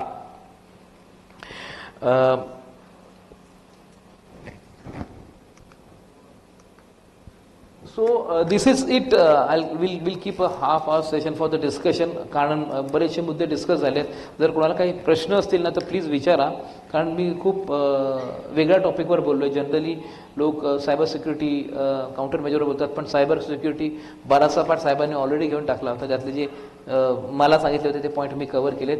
पण फॉरेन्सिक हा मला या सेशनमध्ये बोलायचाच होता, कारण नवीन जो कायदा आलाय त्या अनुषंगाने आपण गिअरअप आहोत की नाही याच्यावर पण विचार होणं गरजेचं आहे. सो ओव्हर टू यू, आणि जर काही प्रश्न असतील तर I am happy to answer. Hello sir, मी संजय हेडाऊ आहे, अमरावती अभिनंदन बँकेतून आलेला. आज आपण खूप छान आजचं डेमो माहिती पूर्ण दिली. सायबर सिक्युरिटी आणि बँकेसाठी खूप आवश्यक आहे आणि माहिती पण महत्त्वाची आहे. तर याच्यामध्ये माझा एक असा क्वेश्चन होता की हर बँकेला गॅप ऑडिट करायला सांगितलेलं आहे आणि आमच्या बँकेने गॅप ऑडिट केलेले पण आहे. परंतु गॅप ऑडिटमध्ये एक क्वेश्चन असा होता की गॅप ऑडिट दर वर्षाला करायला पाहिजे का? जर गॅप ऑडिट केलं नसेल तर त्याचे काही पर्टिक्युलर पिरियड दिलेला आहे का? तर हा एक प्रश्न होता. कारण ऑडिटर सांगतात की गॅप ऑडिट तुम्हाला दरवर्षी करणं आहे, पण आरबीआयने कुठेच असं मेन्शन केलं नाही की वी हॅव टू कंटिन्युअसली दरवर्षीला गॅप ऑडिट करणेच आहे. ॲज वेल एज सार ऑडिट बद्दल हाच प्रश्न माझा आहे. सर, आरबीआयचं उत्तर तर मला वाटतं साहेबच देतील, पण मी गॅप ऑडिट विषयी सांगतो.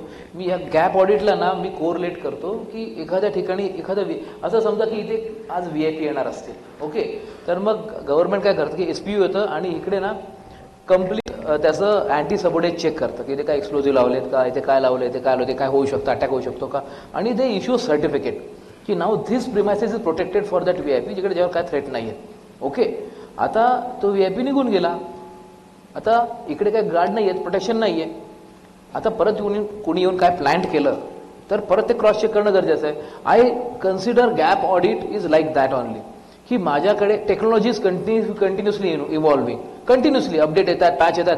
तुम्ही एक साधी गोष्ट बघा, त्या मायक्रोसॉफ्ट आणि त्या ह्याचं काय झालं ते म्हणजे ब्लू डम्प येऊ शकतो. मायक्रोसॉफ्ट सारखा ह्याला क्राऊड दोन्ही मोठ्या कंपन्या आहेत. एक बेसिक गोष्ट होती ज्याच्यामुळे ही गोष्ट घडली. तर गॅप ऑडिट करणं गरजेचं आहे. आणि त्या पॉलिसीज पाहिजे तर तुम्ही तुमच्या रिजनल जे ऑफिसेस आहेत आरबीआयचे तिकडे जाऊन तुम्ही माहिती घेऊ शकता किंवा वेबसाईटवरती माहिती असू शकते. पण येस, गॅप ऑडिट फ्रिक्वेंटली करणं गरजेचं आहे, कारण टेक्नॉलॉजी अपडेट होत असते. याच्यामध्ये जर तुम्ही नाही केलं तर 1 वर्षापूर्वी केलं आणि 1 वर्षाच्या मध्ये किती पॅच. मी तुम्हाला अजून एक उदाहरण देतो मोबाईलचं. तुमच्या मोबाईलमध्ये किती ॲप्लिकेशन्स आहेत? 10 ते 15 असतील ना अजून. सर तुमच्या मोबाईलमध्ये 10-15 अजून कोण आहे? सर तुमच्या मोबाईल किती ॲप्लिकेशन्स आहेत मोबाईलमध्ये? 50 आहे ना. ॲव्हरेज मोबाईलमध्ये 650 ॲप्लिकेशन्स आहेत, 650. 10 ते 15 आहेत ना, ते आपण GUI वापरतो. GUI त्या मोबाईलची ते काय ॲप्लिकेशन ते वापरण्यासाठी. बाकी बॅकएंडला ॲप्लिकेशन्स रन होत असतात आणि तुमचा मोबाईल चालू असतो. हे जे ॲप्लिकेशन्स आहेत ना त्याचे जर अपडेट तुम्ही नाही केले तर तुमचा फोन वल्नरेबल आहे. हे कोण शोधणार? मोबाईल काय सांगत नाही सारखा पॉपअप करून. तुम्ही जर जाल आणि तुम्ही अपडेट्स चेक कराल, त्यात तुम्हाला जसं की कोणते कोणते अपडेट करायचे, but that process is not enforced. तुम्हाला जाऊन चेक करावं लागतं. So that is identifying, that is a conducting gap assessment. म्हणजे आता सुद्धा तुमचे एखादं ॲप्लिकेशन आहे आणि ते जर अपडेटेड नाही आहे तर तुमचा फोन कॉम्प्रोमाइज होऊ शकतो 100%, कारण ते अपडेटेड पॅच मॅनेजमेंट झालं नाही. त्यामुळे गॅप असेसमेंट करणं गरजेचं आहे. त्याची फ्रिक्वेन्सी गव्हर्नमेंटनी सांगण्यापेक्षा ती तुम्ही स्वतःला जर प्रोटेक्ट करायचं तर तुम्ही किती वेळा चेक कराल? कोरोनासारख्या ठिकाणी जर तुम्ही सारखे बाहेर जात असाल तर तुम्ही RT-PCR टेस्ट करायचीच ना, की मला कोरोना झाला की नाही. तर तशा टेस्ट आहेत. आता technology is vulnerable, highly flexible, आणि जी सायबर हॅकर्स आर इनोव्हेटिव्ह. त्यामुळे आपल्याला स्वतःला प्रोटेक्ट करायचं तर जे काय पॉलिसी वापरायच्यात, पण ट्रस्ट बट व्हेरीफाय की काय केलं ते बरोबर होतं की नाही. And that report is gap assessment report. Thank you sir. Thank you sir.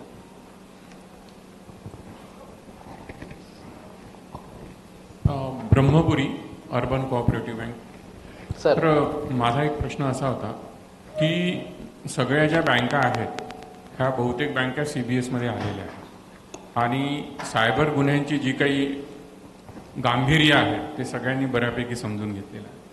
त्याच्यासाठी आपापल्या परीने सगळेजण त्यांच्या स्तरावर उपाय करत असतात.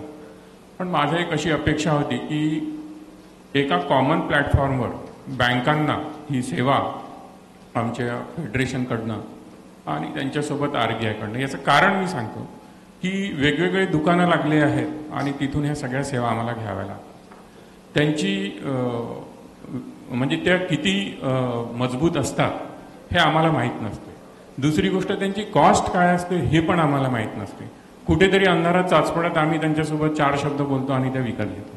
तर एक व्हॅलिडेट सेवा एका कॉमन प्लॅटफॉर्मवर मिळायला पाहिजे अशी आमची एक अपेक्षा आहे. मला वाटतं Thank you. इथे ब्रह्मेच्या साहेब स्वतः बसलेले आहेत आणि त्यांची स्पीच पुढची आहे. मला वाटतं ते एखादी डेटच डिक्लेअर करतील तुम्हाला की अशा काहीतरी सेशनची.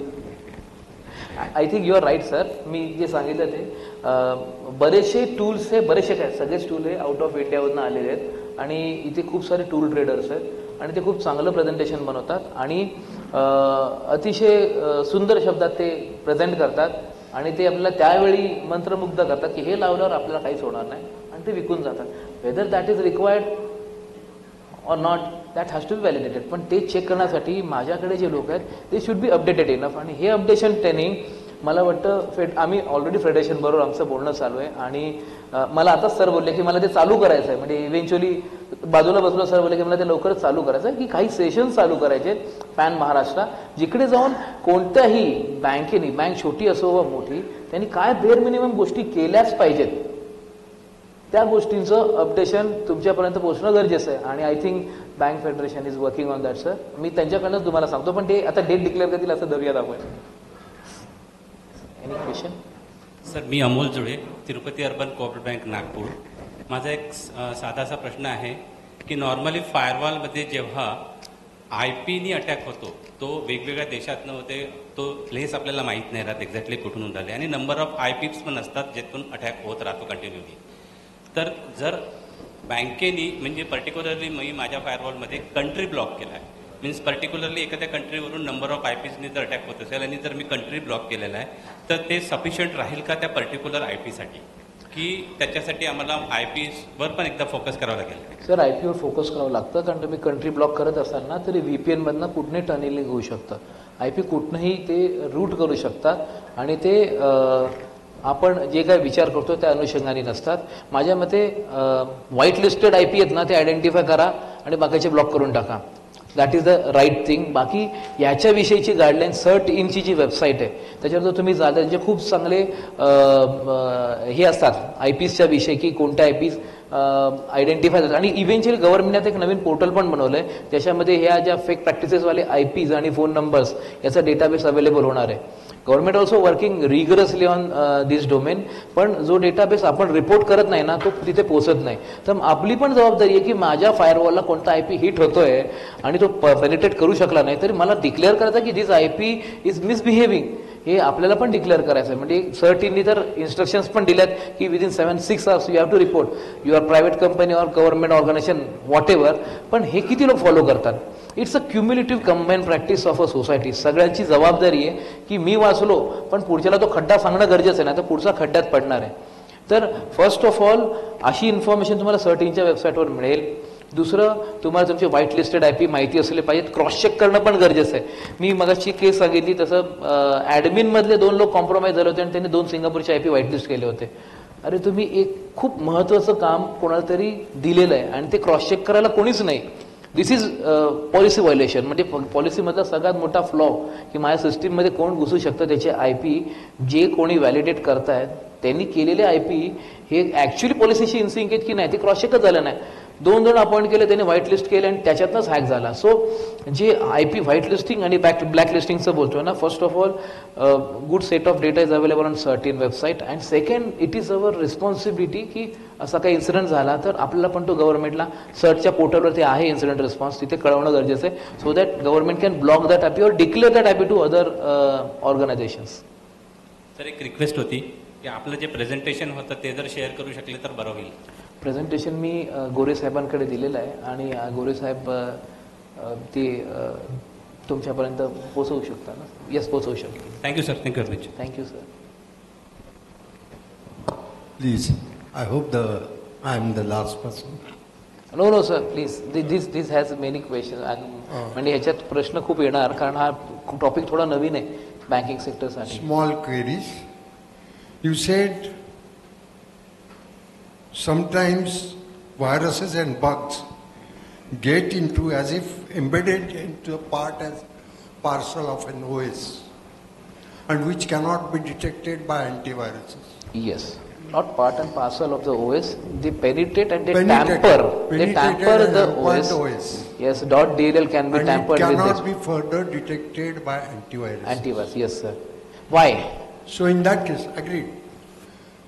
In that case, as an employee of a bank, even if people like me, techno-savvy people are employed, they cannot help.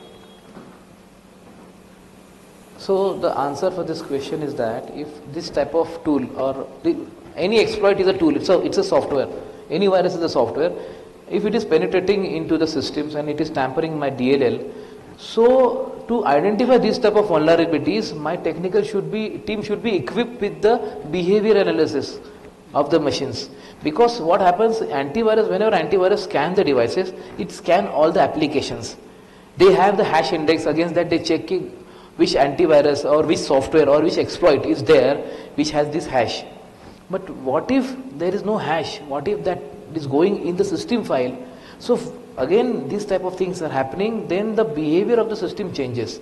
So I should be equipped enough to identify whether the behavior is changed, then yes, there is some kind of malicious activity that is happening. And that's what these big exploit selling companies, they are doing. And antivirusच्या बाबतीत तर मी एक ना नेहमी एक famous quote आहे माझा की antivirus एखाद्या मशीनमध्ये टाकून कसंही ती मशीन वापरणं म्हणजे आपण एखादी मर्सिडीज घ्यायची, त्याच्यात गणपती बाप्पाची मूर्ती लावायची आणि रॅश ड्रायव्हिंग करायचं, भगवान भी नाही बचाएगा तुमको. तसं आहे, अँटीव्हायरस जरी असलं तरी सायबर हायजीन इज रिक्वायर्ड. तुमचा जो एंड युजर आहे ही शुड बी नोईंग की काय केलं पाहिजे आणि काय नाही केलं पाहिजे. Sir, In my mobile, I have registered about 29 phone numbers, but trying to hack my bank account. Can your organization help me out? sir, these phone numbers you have to go on portal and you have to convey that numbers to the government. There is a DOT portal on which you can log in and you can upload this number as these numbers are suspicious, and then government will take care of that. Because as a private organization, we don't have any access to the MSP's database. But yes, government is working with TermCell, which is a vigilance body of TRAI. But there is no information to the citizens as regard. Yeah, that is a bit small gap, but yes, there are some campaigns that the government have started where they can explain you about this thing. One more facility government has provided is that you can put your number and then you can check whether your KYC document is used to take other numbers also, which is not known to you. So you can log into that government portal, you can log into that with the OTP, then you can put your primary number. Against that government will check की आपके KYC, आपल्या KYC वर अजून कोणकोणते number register आहे. जे number register नसेल तर गव्हर्नमेंट तिकडनंच ब्लॉक करू शकतं. The third, you said something about evidence on pen drive, copies on pen. Yes. It cannot be held as a Admissible, yes. It's recognized as a evidence. Yes. Something like that. Yes. If the database is lost and something is there in my pen drive, Mm-hmm. why it can't be? Database is, pardon me. Your So can you mic? organization database Uh-huh. is lost, Huh. and part of that is on my pen drive. So then Why it can't be recognized? Yes, so let's discuss about the legal procedures. So for legal procedures, whatever there is a hack and you are filing case to police is neutral body and they are going to investigate and they will prepare a document which will be submitted to the court, which is called as charge sheet. Now charge sheet requires the data and that data should be in admissible format. Now you have given the pen drive to the investigation agency, and based on that they have investigated everything, and based on the findings we have arrested someone which will be presented to the court. Now court, whenever that person will present in the court, he will come with a defense lawyer. Now defense lawyer will say, I don't know the data, I don't know what is there in that data, but the integrity of this data is challenged. If your organization has deleted the data or that data is not available, then that responsibility is organizations. So in many of the cases, organizations being created a party in the case for not providing data in prescribed format. हे पण झालेलं आहे. Sir तुमचं माझं आहे ना times of इंडियाला 2 वर्षापूर्वी फर्स्ट पेजवर एक आर्टिकल आलं होतं. There is very thin line between accessing evidence and destructing that evidence. So evidence हा खूप कॉम्प्लिकेटेड गोष्ट आहे जी कोर्ट प्रोसिजरमध्ये वापरली जाते, पण it will be challenge by defence. मग आपण काय करू शकतो की जी फ्रेमवर्क आहे त्या फ्रेमवर्कमध्ये तो एव्हिडन्स एक्स्ट्रॅक्ट करा आणि तो एजन्सीला द्या. मग मला खूप पीस टाईममध्ये मला ती फ्रेमवर्क माहिती असली पाहिजे, तो डेटा कसा काढायचा ते माहिती असलं पाहिजे, and with that I should provide that in proper certified manner. त्यामुळे जर का तुमचा डेटा गेला आणि तुम्ही पेनड्राईव्हवर दिला, it will not be treated as an evidence because it's a copy. Copy data is not an evidence. Sir, Prafull Ingle, Shikshak, Sahakari bank, अमरावतीवरून बोलतोय. सायबर इन्शुरन्स किंवा सायबर क्राईम इन्शुरन्स रिगार्डिंग काही RBIचा मॅन्डेट किंवा सर्क्युलर आहे का? कारण हा विषय टॉप मॅनेजमेंटकडे द्यायचा किंवा मांडायचा असेल तर आम्हाला सर्क्युलर किंवा काहीतरी लागते त्याला, आणि कोणत्या फर्म किंवा कोणत्या संस्थेकडनं हे घ्यायचं असं काही प्रीडिफाईन आहे का? की सर 7 कंपन्या आहेत ज्या सायबर इन्शुरन्स देतात, त्यातल्या 4 PSU आहेत. तुमच्या टर्म्स अँड कंडिशनमध्ये जी बसते ती तुम्हाला देऊ शकते. अगेन त्याचं काय RBIचं मॅन्डेट आहे की नाही ते ॲक्च्युली मला माहिती नाही आहे, ते चेक करावं लागेल. पण मी चेक करून सांगतो. पण सायबर इन्शुरन्स ह्यासाठी घेतला पाहिजे की, आणि किती असं एक प्रश्न असतो की मी किती इन्शुरन्स घेतला पाहिजे, असं असतं ना, अरे मी कितीचा इन्शुरन्स घेतला पाहिजे. तो फर्स्ट ऑफ ऑल तुम्हाला कितीचा एक्सपोजर आहे, ॲज पर यू तुमचा किती हॅक होऊ शकतो. तर आय थिंक सायबर इन्शुरन्समध्ये पण त्यांनी जी सायबर इन्शुरन्सची म्हणजे इन्शुरन्सची जी IRDA संस्था आहे गव्हर्नमेंटची रेग्युलेटरी, त्यांनी मॅन्डेट फक्त 30 करोडचाच ठेवला, कारण त्याच्या पुढचं असेल तर ती इन्शुरन्स कंपनी बंद पडायची. सो एक म्हणजे ज्यांचं एक्सपोजर जास्त आहे त्यामध्ये 2 कंपन्यांकडनं घेतात, म्हणजे 30 + 30 करोड असे घेतात. सो ह्याच्यामध्ये इन्शुरन्स घ्यायचं किंवा नाही घ्यायचं that completely depends on you, but whether that is in mandate or not ते मला खरंच माहिती नाही आहे. ते एखाद्या RBIच्या ऑफिसमध्ये वगैरे कळू शकतं किंवा गुगल केलं तरी कळू शकतं. ठीक आहे सर, थँक्यू. थँक्यू. सर, करण जोशी, अग्रसेन नागरी सहकारी बँकमधून.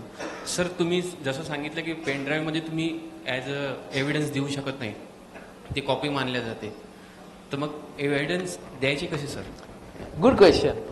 सो एव्हिडन्स जर तुम्हाला द्यायचा असेल तर तो जो डेटा असतो ना, तर फर्स्ट ऑफ ऑल ज्या सिस्टीमला कॉम्प्रोमाइज केलं गेलं, हॅक झाला आहे, त्या सिस्टीमला तुम्ही टच नाही केलं पाहिजे. असं धरून चला की एक सर्व्हर आहे, त्या सर्व्हरवर काहीतरी झालं आहे आणि आता तुम्हाला त्या सर्व्हरचा डेटा तुम्हाला द्यायचा आहे. तर ह्या सर्व्हरला तुम्ही जर ॲक्सेस करत असाल बाय एनी वेज, तर इट्स अ इलेक्ट्रॉनिक इक्विपमेंट, आणि डिजिटल इक्विपमेंट ऑल ॲक्टिव्हिटीजचा टाईमस्टॅम्प अपडेट होत असतो. म्हणजे तुमचं हॅक झालं 2:32 आणि तुम्ही 3:30 वाजता त्याला लॉग इन करताय आणि तुम्ही काहीतरी अटेम्प्ट करताय, तर टाईमस्टॅम्प अपडेट झाला. मग लिगल प्रोसिजरप्रमाणे जर डेटा अपडेट होत असेल तर again that is challenged. So हा जो डेटा आहे हा गव्हर्नमेंटला देण्यासाठी किंवा इन्व्हेस्टिगेशनसाठी देण्यासाठी एक प्रोसिजर आहे, त्याला म्हणतात फॉरेन्सिक एक्स्ट्रॅक्शन. याच्यामध्ये फॉरेन्सिक टूल लावून त्या डिव्हाइसचा डेटा बीट बाय बीट एका एक्सटर्नल हार्ड ड्राईव्हवर घेतला जातो आणि मग एक्सटर्नल हार्ड ड्राईव्हवरचा डेटाबेस आहे, त्याची एक हॅश व्हॅल्यू काढली जाते. हॅश व्हॅल्यू म्हणजे आपली कशी युनिक आयडेंटिटी आपला फिंगरप्रिंट आहे, तसं हॅश व्हॅल्यू म्हणजे इलेक्ट्रॉनिक डम्पचा unique identity is hash value. आणि ही हॅश व्हॅल्यू तुमच्या ज्या प्रिलिमिनरी जो डेटा आहे त्याच्या हॅश व्हॅल्यूबरोबर मॅच केली जाते. म्हणजे it's a 100% replica, forensic replica of your original data. आणि मग हा जो डेटा ह्या डेटावर अॅनलाइज केलं जातं आणि मग त्याच्यात त्या गोष्टी शोधतात. So data should be extracted and then that data should be use for analysis. ही जी एक्स्ट्रॅक्शन प्रोसिजर आहे याला सेक्शन 65B ने सर्टिफाय करावं लागतं. म्हणजे हे जो डेटा एक्स्ट्रॅक्ट करतो त्याच्यासाठी काही गव्हर्नमेंटच्या मॅन्डेट आहेत. म्हणजे फर्स्ट ऑफ ऑल जो करतो त्याला ह्याचं तांत्रिक नॉलेज असलं पाहिजे, दुसरं त्यांनी हे काम केलं असलं पाहिजे, तिसरं त्याचे जे टूल्स आहेत ते लायसन्स टूल असले पाहिजे, आणि चौथं त्याने ते डॉक्युमेंट बनवले पाहिजे. या 4 गोष्टी सेक्शन 65B सर्टिफिकेट आणि ती external hard drive which is and hash matching certificate. हा जो डेटा आहे ना हा कम्प्लिटली लीगल डेटा आहे. तो तुम्ही एजन्सीला द्या, त्यांनी ते इन्व्हेस्टिगेट केलं पाहिजे. नाही शोधू शकले तर up to them, but no legal liability on the banks. अजून काही प्रश्न?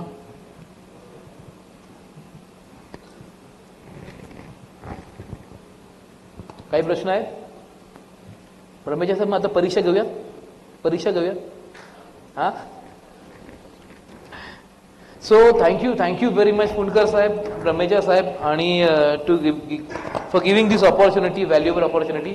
आणि थँक्यू एव्हरीबडी मला ऐकून घेतलं त्याबद्दल. आणि आय थिंक हे आमचे ईमेल IDs आणि हे आहेत, ह्याच्यावर आम्ही अवेलेबल असतो. तुमची काही क्वेरी असेल तुम्ही आम्हाला पाठवा. एथिरिस टेक्नॉलॉजीज प्रायव्हेट लिमिटेड ही माझ्या कंपनीचं नाव आहे आणि we work with government of India. We work with 28 government agencies.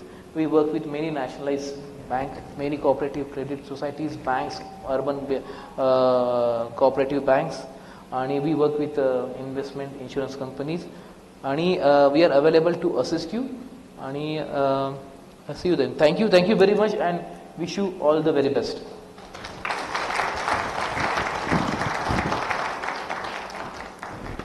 Thank you, ma'am.